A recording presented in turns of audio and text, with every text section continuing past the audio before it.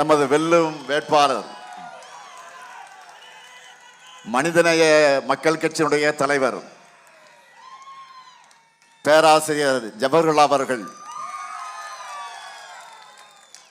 சட்டமன்றத்தில் மனித உரிமைகளுக்காகவும் ஜனநாயக உரிமைகளுக்காகவும் சிறுபான்மையினுடைய நலனுக்காகவும் ஆணித்தரமாகவும் அழுத்தமாகவும் குரல் கொடுக்கக்கூடியவர். கல்லூரி பேராசிரியராக இருந்து அரசியலுக்குள் நுழைந்து ஒரு இயக்கத்திற்கு தலைமை தாங்கி கொண்டு இன்றைக்கு அதை நடத்தி கொண்டிருக்கக்கூடியவர்.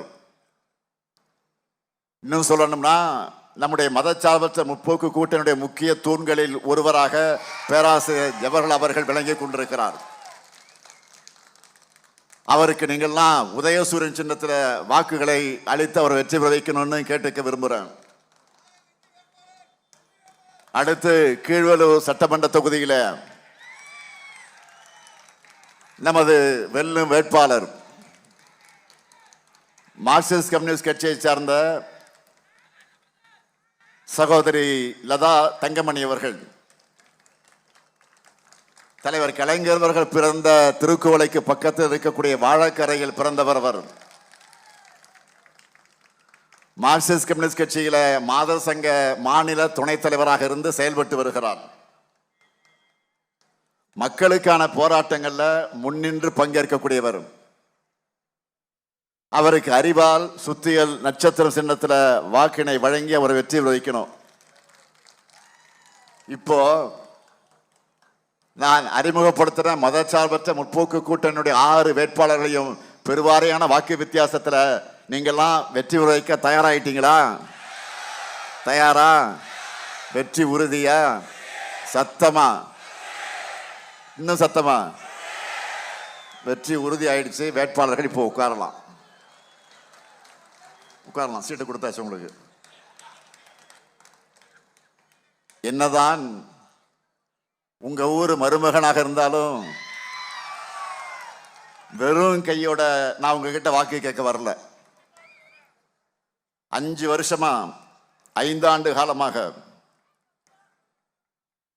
ஏராளமான திட்டங்களை நிறைவேற்றி கொடுத்த அந்த உரிமையோடு உங்க ஆதரவை கேட்க வந்திருக்கிறேன். மயிலாடுதுறை மாவட்டத்தை முதல் எடுத்துப்போம். மயிலாடுதுறை நகராட்சியில் புதிய பேருந்து நிலையம், மாவட்ட ஆட்சியர் அலுவலகம் மற்றும் வட்டாட்சியர் அலுவலகம், மயிலாடுதுறையில் 45 கோடி ரூபாயில் அரசு மாவட்ட தலைமை மருத்துவமனையாக தரம் உயர்த்த கூடுதல் கட்டடம், சீர்காழி அரசு மருத்துவமனையில் தீவிர சிகிச்சை பிரிவு கட்டடம், பூம்புகார் கடற்கரையில் சுற்றுலா வளாகம் அதனுடைய மேம்பாடு, இவை உள்ளிட்ட பல்வேறு பணிகளை செஞ்சிருக்கிறோம். இதுபோக சீர்காழி தரங்கம்பாடி வட்டங்களில் கடல் நீர் உட்புகுவதை தடுக்க கடமடை நீரொழுங்கிகள் அமைக்கக்கூடிய பணி, தரங்கம்பாடி கிராமத்தில் மீன்பிடி துறைமுகம் உள்ளிட்ட பணிகள் நடைபெற்று வருது. அதே மாதிரி மயிலாடுதுறைக்கு மருத்துவக் கல்லூரியும் இங்க இருக்கிற கூட்டுறவு சக்கர ஆலையை மீண்டும் இயக்குவதற்கான பணிகளும் அரசோட பரிசீலனையில் இருக்கு. அடுத்து நாகை மாவட்டத்திற்கு வரேன்.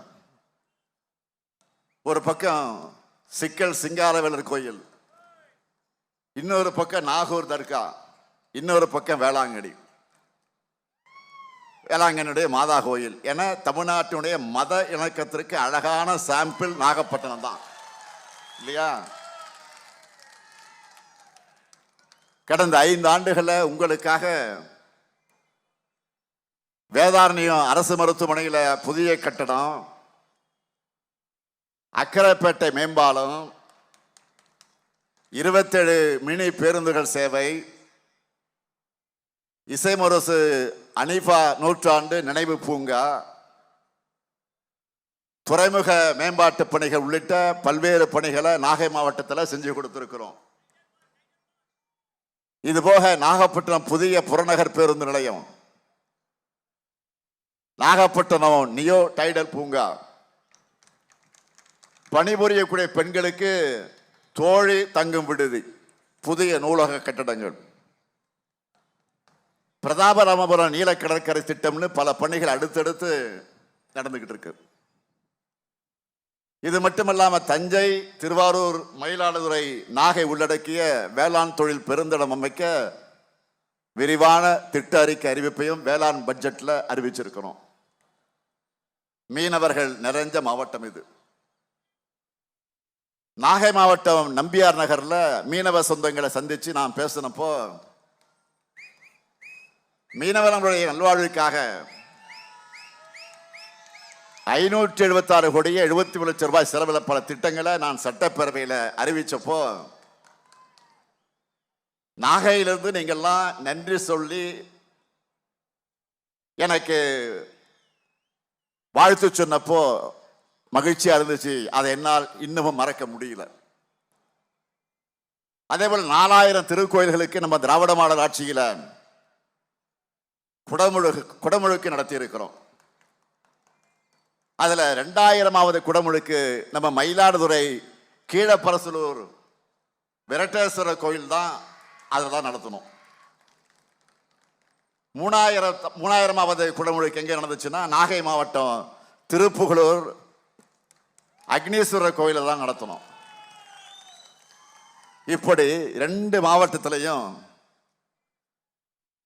மீனவர், இளைஞர், உழவர்கள், மகளிர், பக்தர்கள் யாரையும் விடாம எல்லோருக்காகவும் நன்மைகளை செஞ்சு தந்துட்டு கம்பீரமா தெம்போட திராணியோட உங்ககிட்ட நான் ஆதரவு கேட்கிறேன். ஆனா இப்படி பேசுறதுக்கு எந்த கண்டென்ட் இல்லாம கண்டதையும் பேசுகிற ஒரு எதிர்கட்சி தலைவரா பழனிசாமி வலம் வந்து கொண்டிருக்கிறார். நாள்தோறும் கருத்து கணிப்புகள் முடிவுகள்லாம் வந்துகிட்டு இருக்கு இல்லையா? அதுல திமுக கூட்டணி வெற்றி எண்ணிக்கை கூட கூட தோல்வி பயத்துல பழனிசாமி தரம் கீழே கீழே இறங்கிட்டு போகுது. கூவத்தூர்ல எம்எல்ஏக்களை ஏலம் எடுத்து முதலமைச்சரானவர் அவர். அந்த பதவியில் இருக்க தகுதியே இல்லைன்னு சொல்லி நீங்க எல்லாம் தோக்கடிச்சீங்க. இப்ப அவரே முதலமைச்சரா மட்டும் இல்ல, எதிர்கட்சி தலைவராக இருக்கவும் தனக்கு தகுதி இல்லை என்பதை போல நடந்து கொள்கிறார். தன்னுடைய தராதரம் இல்லாத பேச்சுக்களால் தன்னையும் தன்னுடைய கட்சியையும் மக்கள் கிட்ட அசிங்கப்படுத்தி கொண்டிருக்கிறார். 2026 தேர்தல் முடிவுகள் பழனிசாமி என்ற அசிங்கத்தை அரசியலிருந்த துடை தெரியணும்.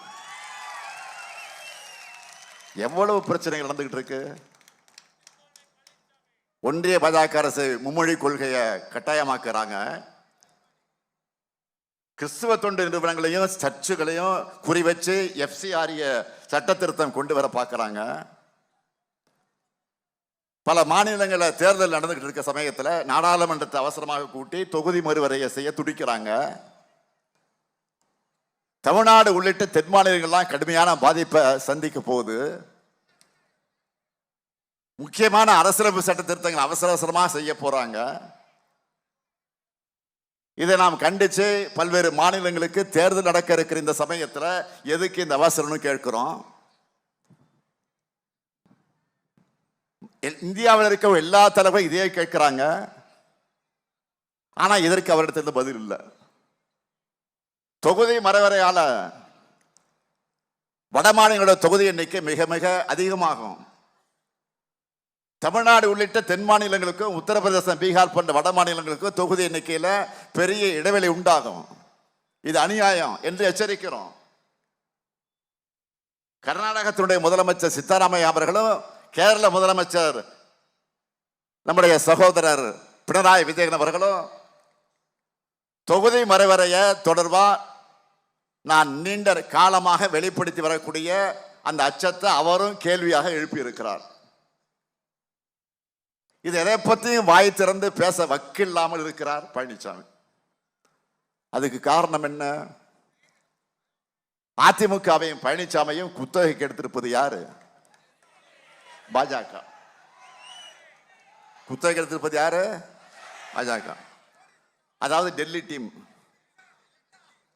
அந்த டீம்ல இருந்து இப்ப அடிக்கடி ஒன்றிய அமைச்சர்களும் பாஜக முதலமைச்சர்களும் தமிழ்நாட்டுக்கு படையெடுத்து வந்துட்டு இருக்கிறாங்க.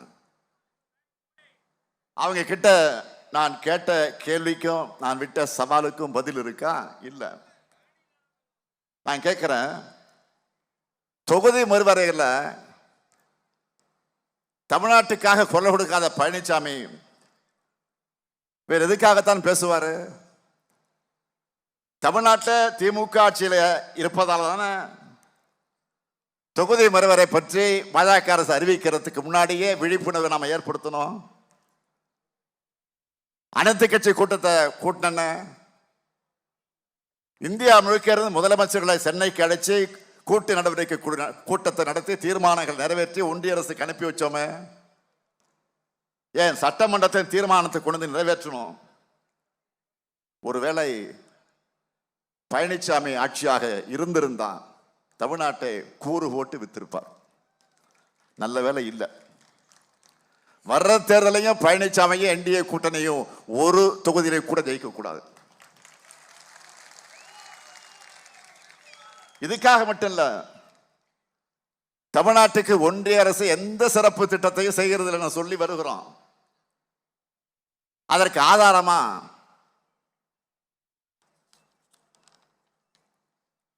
சமீபத்தில் லைவ் மின்ட் என்கிற பொருளாதாரம் சார்ந்த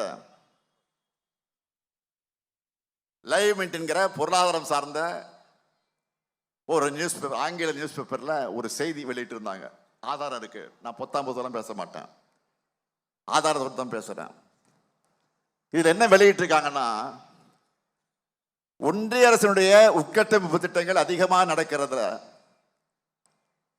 டாப் 10 10 மாநிலங்கள்னு ஒரு லிஸ்ட் வெளியிட்டு இருக்கிறாங்க.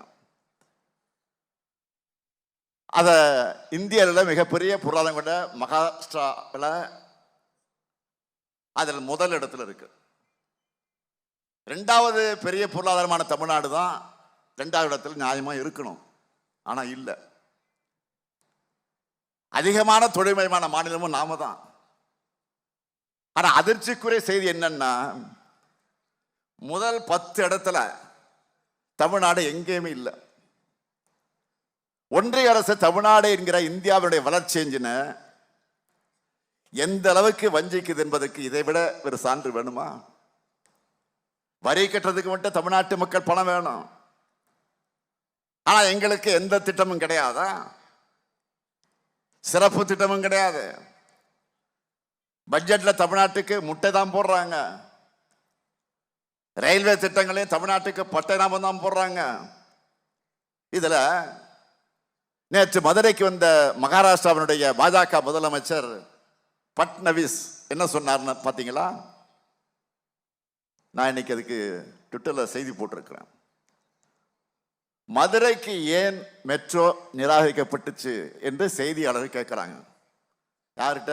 மகாராஷ்டிராவுடைய முதலமைச்சர் இடத்துல. ஏன் மெட்ரோவை கேன்சல் பண்ணீங்கன்னு. அதுக்கு அவர் சொல்றாரு, மதுரையில் பாஜக எம்எல்ஏ வெற்றி பெற்றா மதுரைக்கு மெட்ரோ கிடைக்கும்னு பேசுறார். முதல்ல கேட்கிறேன், அவருக்கு மதுரை மெட்ரோவுக்கு என்ன சம்பந்தம்? அவர் என்ன பிரதமரா? இல்ல அந்த துறையை சார்ந்த ஒன்றிய அமைச்சரா? அரசியலமைப்பின் மீது உறுதிமொழியற்ற ஒரு மாநிலத்துடைய முதலமைச்சராக இருக்கக்கூடிய பேசுற பேச்சா இது? பாஜக ஜெயிக்க வச்சாதான் உங்களுக்கு மெட்ரோ தருவன்னு வெளிப்படையா கட்ட பஞ்சாயத்து பண்றாரு. திரு பட்னாவிஸ் அவர்களே, இப்படி பிளாக்மெயில் பண்ண உங்களுக்கு வெக்கமே இல்லையா? எதிர்கட்சி தலைவர் பழனிசாமி இதுக்கு என்ன பதில் வச்சிருக்கிறாரு? இப்பவாச்சும் வாய் திறந்து மக்கள் பிரச்சனை பேசுவீங்களா? இல்ல வழக்கம் போல உங்க சொந்த கதை சோக கதை தான் பேச போறீங்களா? அது மட்டும் இல்ல, ஒன்றிய அரசு செய்கிற சில வேலையும் ஒழுங்கா செய்யறது இல்ல. நேற்றைக்கு கூட இங்க பக்கத்துல கொரிடா ஆற்றின் குறுக்கே 6500 கோடி ரூபாய் மதிப்புல ஒன்றிய அரசு கட்டின மேம்பாலம் உள்வாங்கி சேதமடைஞ்சிருக்கு இல்லையா? சீர்காழி சிதம்பரம் இடையே போக்குவரத்தை பாதிப்படைஞ்சிருக்கு. இப்போ இதே மாதிரி தான் இந்தியா முழுக்க இவங்க கட்டுறதெல்லாம் திறந்த கொஞ்ச நாள்ல இடிஞ்சு விழுது. நிறைய இடத்துல திறக்கிறதுக்கு முன்னாடியே கொலாப்ஸ் ஆகுது. பிரதமர் மோடி அவருடைய குஜராத்திலேயே மோர்பி பாலம் இடிஞ்சு விழுந்து 140 பேர் பரிதாபமாக இறந்து போனாங்க. இப்படி என்னால பெரிய லிஸ்டே போட முடியும். இப்படி ஊழலும் பொறுப்பின்மையும் அலட்சியம் நிறைந்த அரசு தான் ஒன்றிய பாஜக அரசு. இவங்க எல்லாரும் எந்த முகத்தை வச்சுக்கிட்டு தமிழ்நாட்டுக்கு வந்து நம்ம விமர்சிக்கிறாங்க, வாக்கு கேட்கிறாங்கன்னு தெரியல. பாஜகவோட ஒரே நோக்கம் தமிழ்நாடு வளரக்கூடாது. ஆனா அதையெல்லாம் மீறித்தான் இந்த முத்துவேல் கருணாநிதி ஸ்டாலின் இந்தியாவிலேயே அதிக எண்ணிக்கையிலான திட்டங்களை நிறைவேற்றி காட்டி இருக்கிறான். முத்திரை திட்டங்களே எக்கச்சக்கமா இருக்கு. அந்த பட்டியலெல்லாம் பல கூட்டங்களே தொடர்ந்து நான் பேசிக்கிட்டு வரேன், சொல்லிட்டு வரேன்.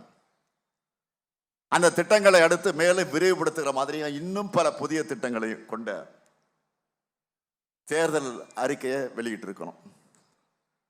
அதாவது 2026 தேர்தலுடைய சூப்பர் ஸ்டார் இதுதான். ரஜினி படத்தில் பாட்டு இருக்கும், சூப்பர் ஸ்டார் யாருன்னு கேட்டா திமுக தேர்தல் அறிக்கைன்னு சொல்லுவோம். நான் பிரச்சாரத்துக்கு கிளம்புறதுக்கு முன்பே நம்ம சூப்பர் ஸ்டார் நமக்காக பிரச்சாரத்தை ஸ்டார்ட் பண்ணிட்டார். இந்த சூப்பர் ஸ்டார் சொல்றேன், தேர்தல் அறிக்கை சூப்பர் ஸ்டார். வாக்கு எண்ணப்படக்கூடிய மே 4 கல்யாண நாள்னா தேர்தல் அறிக்கை வெளியிட்ட நாள் தான் நம்ம வெற்றிக்கு நிச்சயதார்த்த நாள். நல்லா புரிஞ்சுக்கிட்டீங்களா? வாக்கு எண்ணப்படக்கூடிய மே 4 கல்யாண நாள், மேரேஜ் டே அன்னைக்கு. எல்லாருக்கும் கல்யாண நாள் அன்னைக்கு ரொம்ப விசேஷமான நாள் சொல்லுவேன், கல்யாண நாள்னு. நான் தேர்தல் அறிக்கை வெளியிட்ட நாள் தான் நம்ம வெற்றிக்கு நிச்சயதார்த்த நாள். அப்படிப்பட்ட தேர்தல் அறிக்கையோட டாப் அறிவிப்புக்கு முக்கியமான அறிவிப்புகளை மட்டும் இப்ப சொல்றேன். முதல்ல இல்லத்தரசி திட்டம். ஃபர்ஸ்ட் பாலே சிக்ஸர் தான். எப்படி? ஃபர்ஸ்ட் பாலே சிக்ஸர் தான். இல்லத்தரசி திட்டத்தில் எவ்வளவு ரூபாய்க்கு கூப்பன் தர போறோம்? எவ்வளவு? 8000 ரூபாய்க்கு கூப்பன். இந்த கூப்பனை வச்சு உங்களுக்கு தேவைப்படக்கூடிய வீட்டு உபயோக பொருட்கள் புதுசா வாங்கிக்கலாம், இல்லைன்னா பழைய பொருளை எக்ஸ்சேஞ்ச் பண்ணி புது பொருளையும் வாங்கிக்கலாம். உங்களுக்கு பிடிச்ச கடையில் உங்களுக்கு பிடிச்ச பிராண்டை வாங்கிக்கலாம். என்னென்ன பொருள்? Washing machine, fridge, TV, grinder, mixie, microwave அவன், மின் அடுப்பு. இன்னொரு சொல்லட்டுமா? Washing machine, fridge. தாய்மாரெலாம் மனப்பாடம் பண்ணியிருப்பீங்க இந்நேரம். எங்கே பார்த்தா அதான் டிஸ்கஷன், என்ன வாங்கலாம்னு இப்போ பேச ஆரம்பிச்சிட்டீங்க. அதுவும் என் காதுக்கு வருது. Washing machine, fridge, TV, grinder, mixture, microwave அவன், மின் அடுப்பு. இதை எதை வாங்கலாம்னு இப்போ பெண்கள்லாம் டிஸ்கஸ் பண்ண ஆரம்பிச்சிட்டீங்க. என்னை பொறுத்த வரைக்கும் நம்ம குடும்ப தலைவிகளோட வீட்டு வேலை சுமையை குறைக்கணும். அதுக்காக தான் இந்த திட்டம். நீங்க ஒரு தாய்மார்கள் இருக்கீங்க, ஒரு புடவை வாங்குறதுக்கு கடைக்கு போறீங்க. கடைக்கு போய் இந்த புடவை வாங்கலாமா வேண்டாமா அப்படின்னு திங்க் பண்ணுவீங்க. நல்ல கலரா, இது நமக்கு மேட்ச் ஆகுமா, சாயம் போகுமா, தண்ணியில் போட்டால் சுருங்குமா, அதை தொட்டு பார்த்து தடவி பார்த்து இதுனா சிலுக்கா, நைலக்ஸா, காட்டனா, இவ்வளவும் பார்த்துட்டு அவன் ஒரு புடவை வாங்க ஒரு 250 ரூபாய் எடுத்து கீழே போடுவான் கடைக்காரன். ஒரே ஒரு புடவை தான் வாங்குவீங்க. அதை எடுத்துக்கிட்டு நல்ல இருக்கான்னு சொல்லிட்டு அவன் லைட்டு ஃபெட் லைட்லாம் போட்டு வச்சிருப்பான். நம்ப மாட்டீங்க, வெளியில் எடுத்துகிட்டு வந்து சூரிய வெளிச்சத்தில் பார்ப்பீங்க. இந்த வெளிச்சத்தில் சூரிய வெளிச்சத்துல. எப்படி தலைவர் கலைஞர் சொன்னபடியே கலர் டிவியும் கேஸ் அடுப்பும் கொடுத்தாரோ, அவருடைய மகனான நானும் சொன்னபடியே இல்லத்தரசி திட்டத்தை நிறைவேற்றுவேன். அடுத்த வாக்குறுதி உரிமை தொகை. இப்ப மாசம் 1000 ரூபாய் என்பது 1,31,00,000 சகோதரிகளுக்கு வந்துகிட்டு இருக்கு, பேங்க்ல வந்துகிட்டு இருக்கு. கலைஞர் மகளிர் உரிமை தொகை இப்ப எவ்வளவு ஆக போகுது தெரியுமா? 2000. திராவிட மாடல் ஆட்சியில் மாசம் 2000 ரூபாய் உரிமை தொகை. இந்த உரிமை தொகை மட்டும் இல்ல, கல்லூரிக்கு போகக்கூடிய மாணவர்களுக்கு மாசம் 1000 ரூபாய் வழங்குகிற புதுமை பெண் தமிழ் புதல்வன் உதவித்தொகை எவ்வளவு? 1500 உயர்த்தி வழங்கப்படும். அடுத்த முதியோர், மாற்றுத்திறனாளிகள், ஆதரவற்ற பெண்கள் என எல்லா உதவித்தொகைகளும் இனி 2 மடங்கா உயர்த்தி வழங்க போறோம்.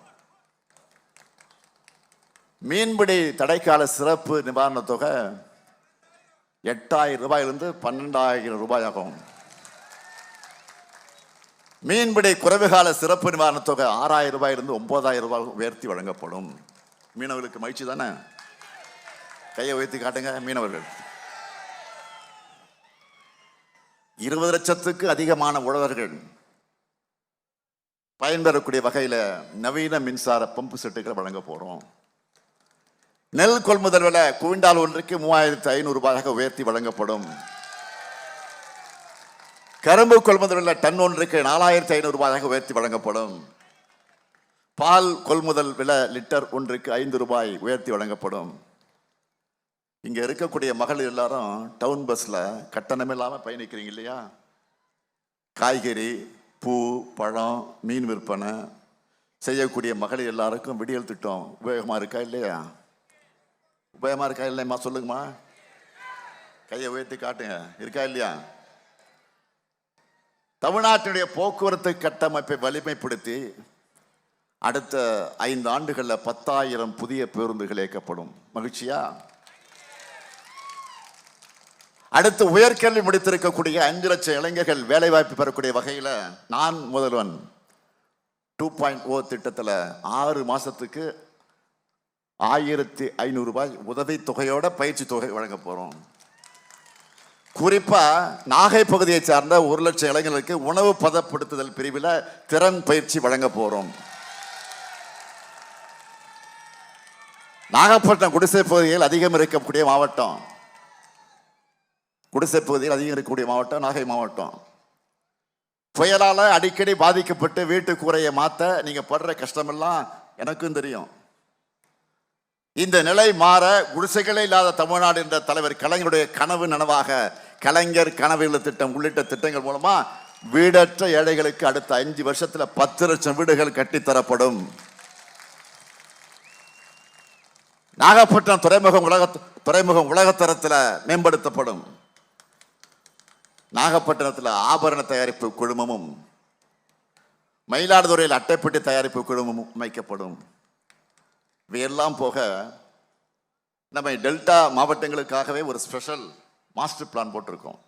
என்னன்னா 2030ஆம் ஆண்டுக்குள்ள தொழில் முதலீடுகளை ஊக்குவிக்க விரைவு சாலைகள், திருச்சியில ஏற்றுமதிக்கு தேவையான உலர் துறைமுக கட்டமைப்பு, தூய்மை காவேரி திட்டம் 2030 செயலாக்கம், ஒருங்கிணைந்த சுற்றுலா மேலாண்மை திட்டம், வேளாண்மைகளை நீராதார கட்டமைப்பு தீவிர மேம்பாடு, கடல்சார பொருளாதார வளர்ச்சிக்கான திட்டங்கள் போன்றவற்றை நிறைவேற்ற டெல்டா மாவட்டங்களுக்கான சிறப்பு வளர்ச்சி திட்டம் செயல்படுத்த போறோம். இப்ப சொல்லுங்க, இந்த ஆட்சி தொடரணுமா இல்லையா? உங்களுக்கு என்ன செஞ்சிருக்கோன்னு சொல்லி இனி செய்ய போறத சொல்லி வாக்கு கேட்டா அது நம்ம திராவிட மாடல். அவதூறுகளை மட்டுமே பேசி பொய்யை மட்டுமே சொன்னா அது அடிமை பழனிசாமி மாடல். சாதனையோடு தமிழ்நாட்டு உரிமைகளுக்காக துணிச்சலோடு குரல் கொடுக்கிற ஸ்டாலின் ஆட்சி வேணுமா, இல்ல டெல்லிக்கு அடிமை சேவகம் செய்கிற பழனிசாமி ஆட்சி வேண்டுமா? சத்தமா யார் ஆட்சி? திராவிட மாடல் ஆட்சி, திராவிட மாடல் ஆட்சி. டெல்லி வரை கேட்கணும், சொல்லுங்க. நன்றி. நாம போராடுறது ஏதோ தனிப்பட்ட திராவிட முன்னேற்ற கழகத்தினுடைய வெற்றிக்காக மட்டும் இல்ல. இதோ மேடையில் இருக்கிறாங்க நம்முடைய கூட்டணி கட்சியினுடைய வேட்பாளர்கள், அவருடைய வெற்றிக்காக மட்டும் இல்ல, ஒட்டுமொத்த தமிழ்நாட்டினுடைய வெற்றிக்காக. மீண்டும் சொல்லுகிறேன், மறந்துடாதீங்க. தமிழ்நாடு அணியா டெல்லி அணியா என்ற இந்த ஜனநாயக போர்ல அரசியல் விருப்பு வெறுப்புகளுக்கு அப்பாற்பட்டு நம்முடைய தாய் நாட்டை தமிழ்நாட்டை காக்க திமுக தலைமையிலான மதச்சார்பற்ற முற்போக்கு கூட்டணியைத்தான் நீங்க எல்லாரும் ஆதரிக்கணும். சொன்னதை செய்யும் கலைஞரின் மகனாக கேட்கிறேன். பூம்புகார் சட்டமன்ற தொகுதியில நிவேதா முருகனுக்கும், சீர்காழி சட்டமன்ற தொகுதியில மதிமுகவை சார்ந்த அண்ணன் வைகோவின் ஆதரவு பெற்ற செந்தில் செல்வனுக்கும், வேதாரணி சட்டமன்ற தொகுதியில மாமி புகழேந்திக்கும், நாகப்பட்டினம் சட்டமன்ற தொகுதியில மனிதநேய மக்கள் கட்சி தலைவர் பேராசிரியர் ஜவஹர்லால் அவர்களுக்கும் உதயசூரியன் சின்னத்தில் வாக்களித்து பெருவாரியான வாக்கு வித்தியாசத்தில் வெற்றி பெறுவிக்கணும். அதே போல மயிலாடுதுறை சட்டமன்ற தொகுதியில காங்கிரஸ் கட்சி வேட்பாளர் ஒய்என் ஜமால் முகமது யூனுஸ் அவர்களுக்கு கை சின்னத்திலையும், கீழ்வலூர் சட்டமன்ற தொகுதியில மார்க்சிஸ்ட் கம்யூனிஸ்ட் கட்சியை சார்ந்த லதா தங்கமணி அவர்களுக்கும் அறிவால் சுத்தில் நட்சத்திரம் சின்னத்தில் பெருவாரியான வாக்கு வித்தியாசத்தில் வெற்றி வைக்கணும். அமையருக்கு திராவிட மாடல் 2.0 ஆட்சியில எங்கள் சாதனைகளை நாங்களே முறியடிக்கக்கூடிய வகையிலே சிறப்பான ஆட்சியை வழங்குவோம். நாடு வளம் பெற இந்த நல்லாட்சியை தொடர்ந்திட ஆதரிப்பீர். மதச்சார்பற்ற முற்போக்கு கூட்டணி வேட்பாளர்களை வெல்வோம் ஒன்றாக, வெல்வோம் ஒன்றாக, வெல்வோம் ஒன்றாக. நன்றி, வணக்கம்.